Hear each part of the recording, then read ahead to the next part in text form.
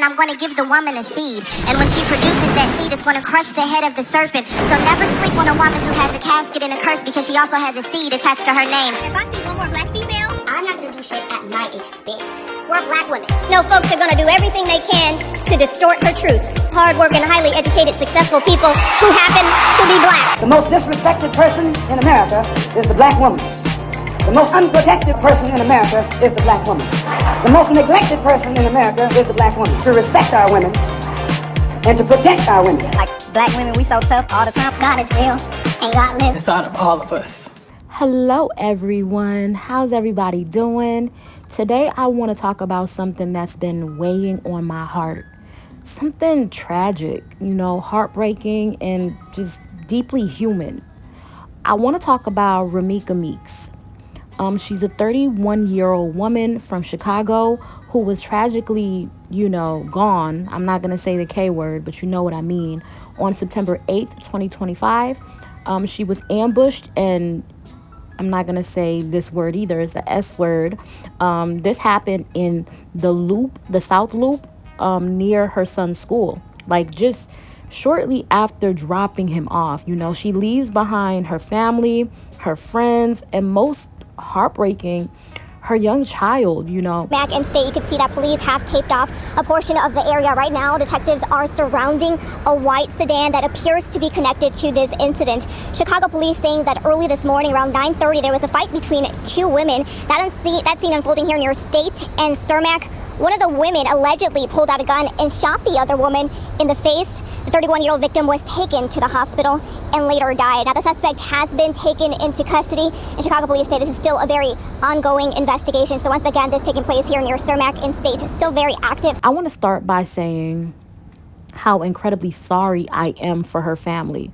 Losing a loved one is never easy. And the pain her child will carry, like losing their mother, is something that's beyond words. It's heartbreaking. And it really is just sad, And her child, the loss is just unimaginable. That connection, that bond, that's irreplaceable, But there's more to this story, if I want to be honest with you all.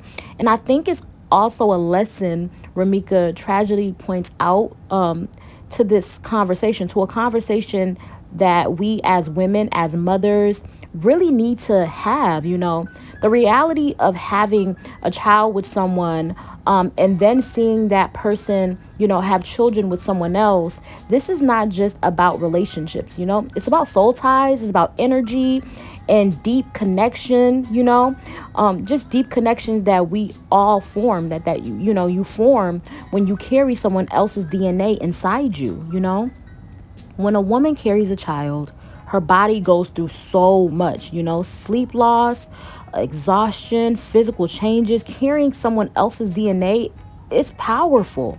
There's a spiritual aspect too, and I think that that's very important to think about. That bond is real.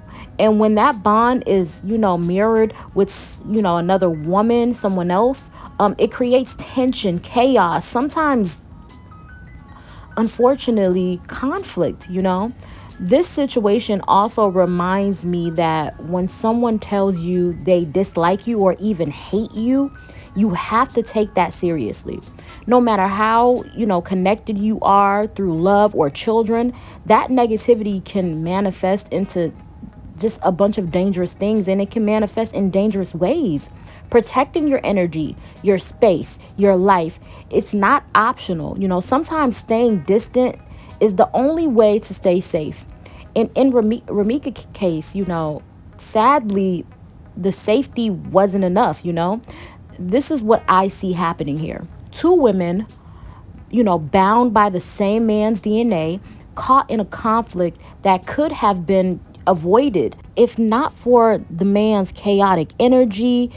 It's like a DNA war, in my opinion, a spiritual battle that tore apart what should have been peace, understanding, and for me, it's devastating because these women, these human beings are needed in this world. They deserve to survive, to live, to love without this disruption forced upon them, if you ask me. So as we reflect on tragedy, let's remember the power of protecting our energy, the seriousness of emotional and spiritual ties, and the importance of keeping our children and ourselves safe. You know, Ramika Meeks, her life mattered. You know, her love, her care, her presence.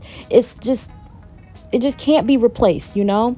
And as a community, I hope we can talk about these things like openly, support each other, and find ways to prevent such heartbreak, you know, in this future, like in the near future, you know. My heart goes out to her son, her family, and everyone who loved her, you know. Rest in peace, Ramika. You will be never, ever, you never will be forgotten.